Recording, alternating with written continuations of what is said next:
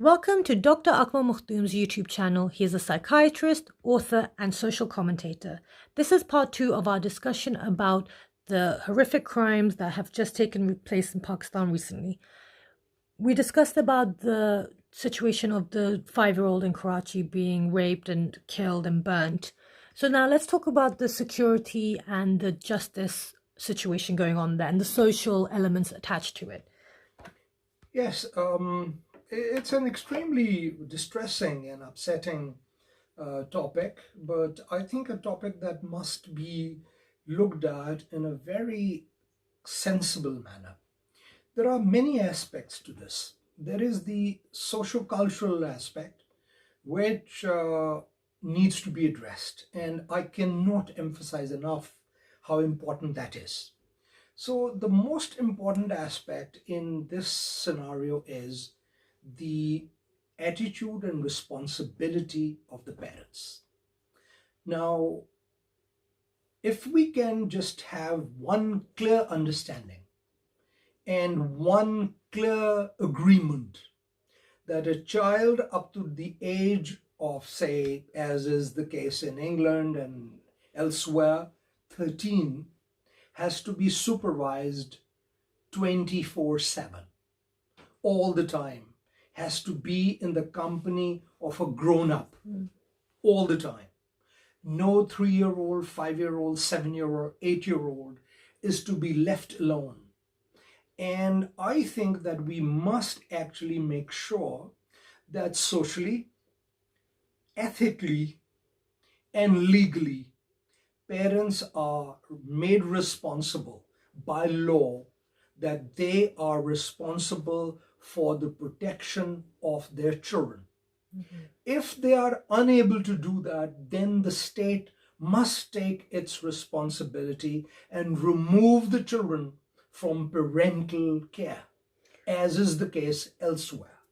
So if parents are able to provide shelter and protection to their children 24 hours of the day, and they are clearly committed to it, then they are able parent. If they're not able to do that, then of course they do not have the ability to do that. If they don't have the ability, they can either seek assistance from the family, seek assistance from somewhere, from society, from town, from friends. But if in the final analysis they are not able to, then the state must intervene. So that is one. Right.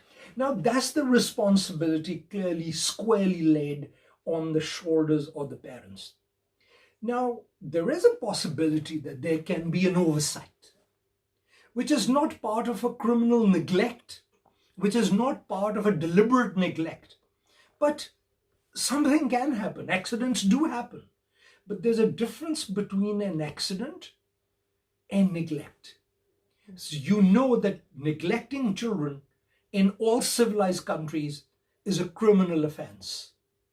So parents are held accountable if the child is playing with something dangerous and the parent is not aware and parent is responsible.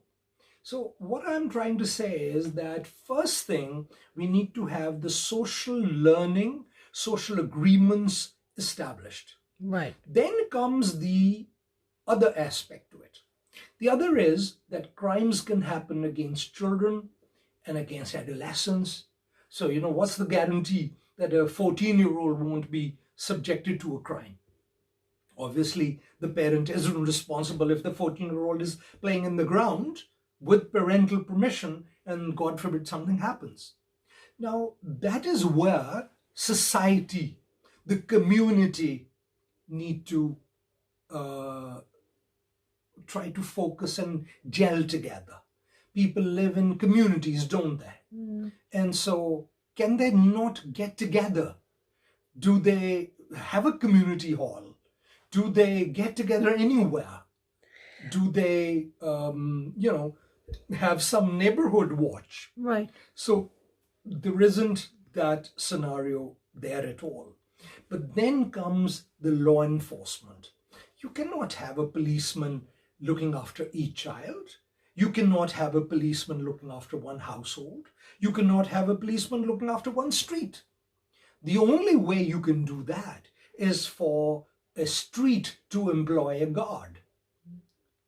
You can do that. Many people do that. And they do that in Pakistan. They lock their street from both sides and there's a guard.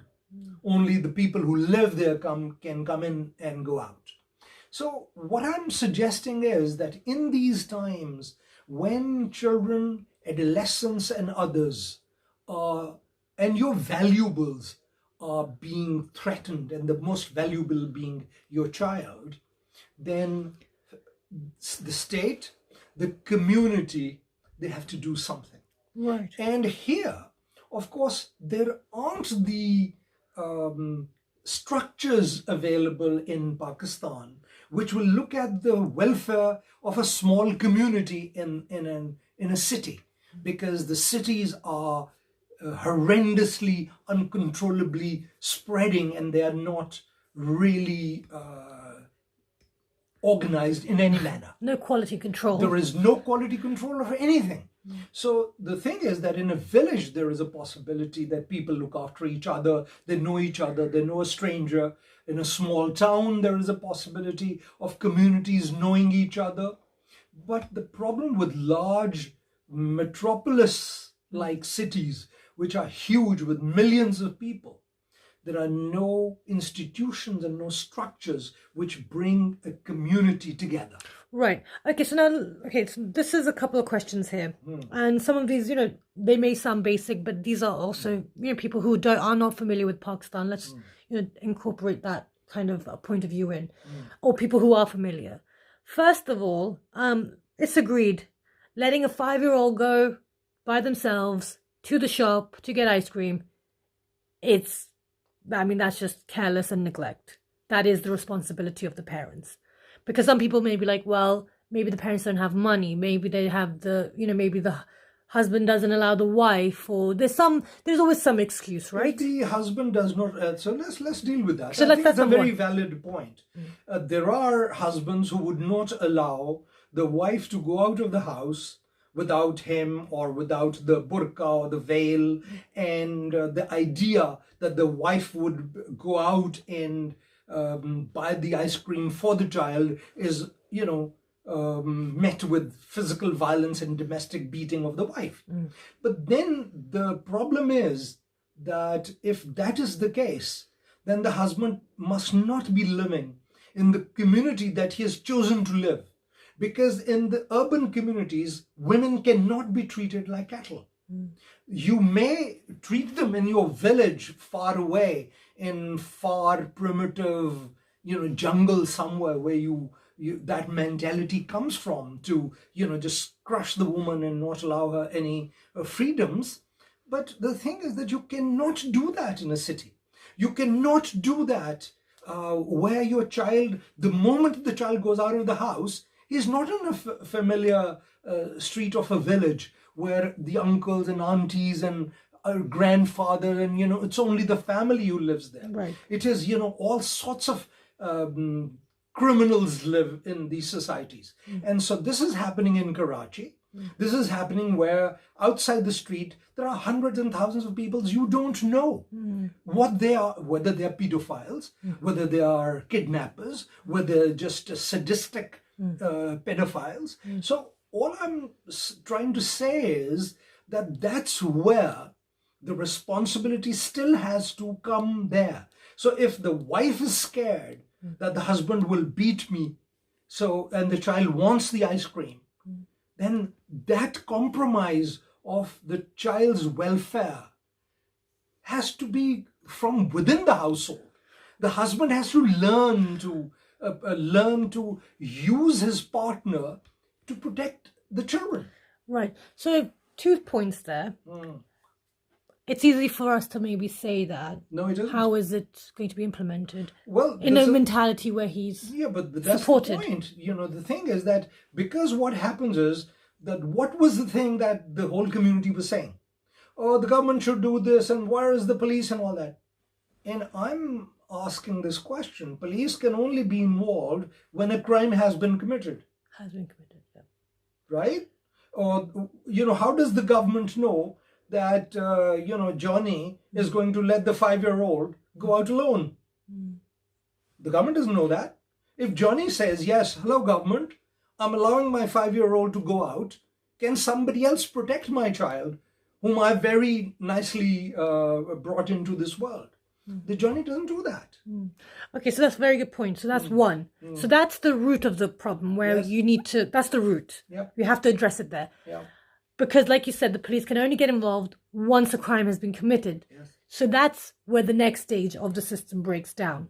You have the negligence on the parents. Okay, that's one thing. The society is fractured somewhere, and that needs to be rectified.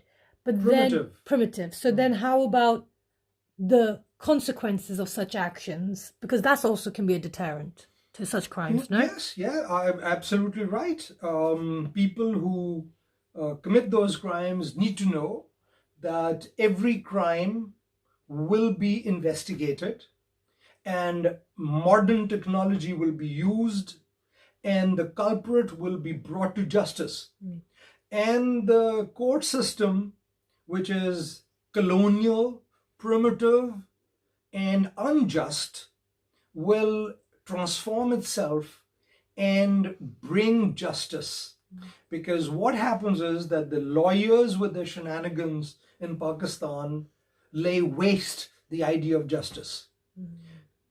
Criminal cases go on for years. I was appalled to learn that somebody got a 6-day imprisonment for some small petty crime.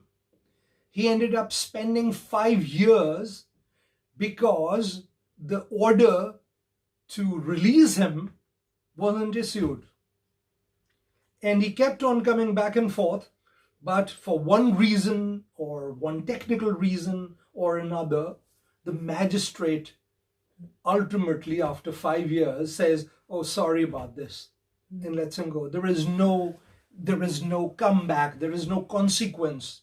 So the problem is that in that society, laws are still from the colonial time, when the British Raj ruled Pakistan. Many of the laws are still from there.